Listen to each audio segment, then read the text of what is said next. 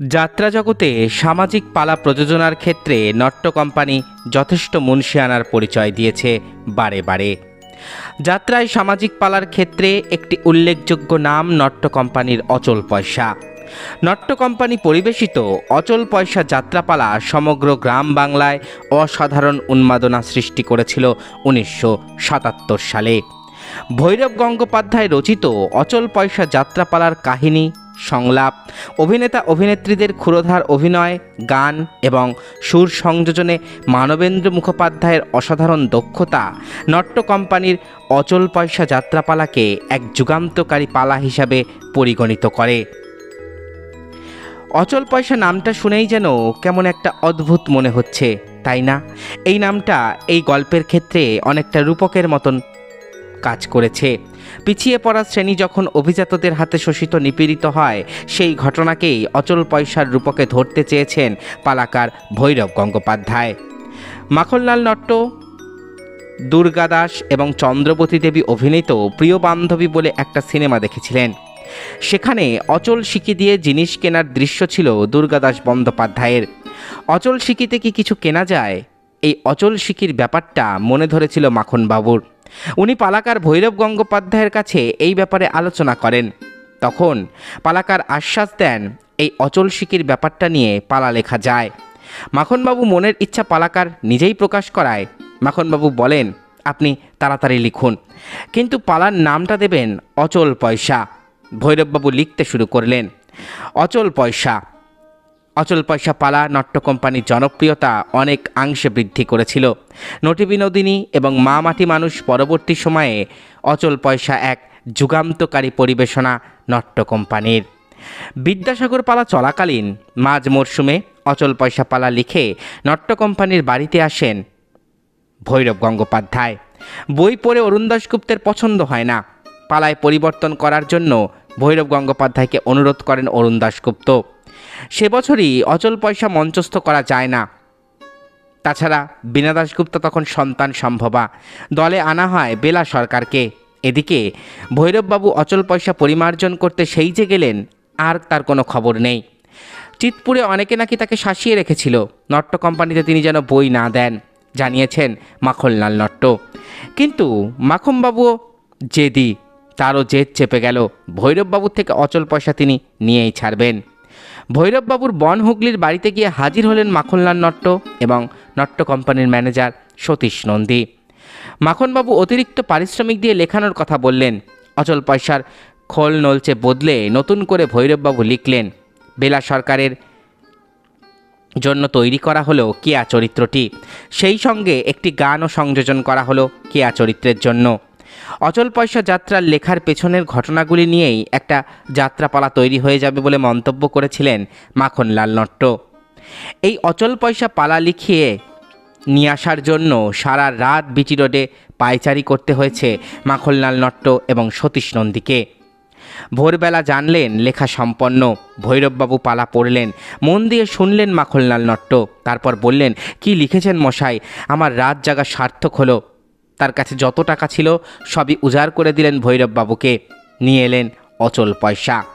1977 সালে শুরু হলো অচল পয়সা পালার রিহার্সাল। নির্দেশক অরুণ দাশগুপ্ত, সুরকার মানবেন্দ্র মুখোপাধ্যায়। মানবেন্দ্র মুখোপাধ্যায় অচল পয়সায় যে সুর দিয়েছিলেন তা যে কোনো সিনেমার গানকেও হার মানায়। কেন্দ্রীয় মহিলা চরিত্র ঝিনুক বাউরির চরিত্রে ছিলেন যাত্রালক্ষ্মী বীণা দাশগুপ্তা। সে ঝুমুর গান করে আর বিক্রি করে চোলাই মদ।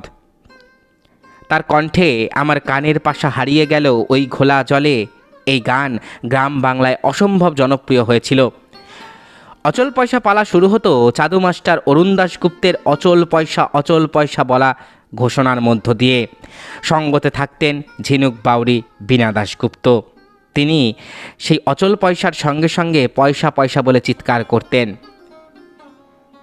মহাজাতি সদনে অচল পয়সার উদ্বোধনী রজনী দেখতে অনেক বিশিষ্টজনের মধ্যে উপস্থিত ছিলেন পণ্ডিত রবিশঙ্কর। অকুণ্ঠ প্রশংসায় ভরিয়ে দিয়েছিলেন নট্য কোম্পানির শিল্পীবৃন্দকে। বিশেষ করে মানবেন্দ্র মুখোপাধ্যায়ের সুরের ভূয়সী প্রশংসা করেন তিনি।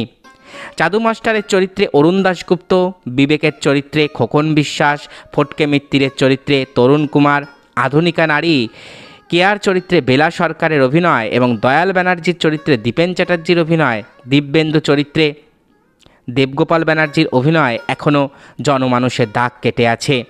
খোকন বিশ্বাস এবং বীণা দাশগুপ্তার গানে অসাধারণ পরিবেশনা সৃষ্টি হয়েছিল অচল পয়সার। প্রথম রজনীর অভিনয়ে মহাজাতি সদনে তবলাবাদক হিসেবে যোগ দিয়েছিলেন রাধাকান্ত নন্দী। পালাকার বলেছেন, অচল পয়সায় রাজার কাহিনী নেই, তাই এই নাটকে রাজনীতিও নেই। সমাজ আছে, মানুষ আছে, তাই এতে আছে সমাজের কথা, মানুষের কাহিনী। শোষণ, বঞ্চনা, অত্যাচার করে যারা দেশের অনেক মানুষকে অচল পয়সার মতো অচল করে রেখেছিল, মানুষ সেই চিরস্থায়ী সুখ সম্পদভোগী মহাজনদের বানিয়েছে অচল পয়সা। অচল পয়সা যাত্রাপালায় প্রতি আসরেই অচলাবস্থা সৃষ্টি হতো, এত ভিড় হতো। সেই সময় বীণা দাশগুপ্তার এত জনপ্রিয়তা, তার নিরাপত্তায় আলাদা করে পুলিশি প্রহরার ব্যবস্থা করতে হতো বলে জানিয়েছেন মা খোলনাল নট্ট। নমস্কার। আজকের যাত্রাপালা নট্ট কোম্পানি পরিবেশিত সারা জাগানো সামাজিক যাত্রাপালা অচল পয়সা।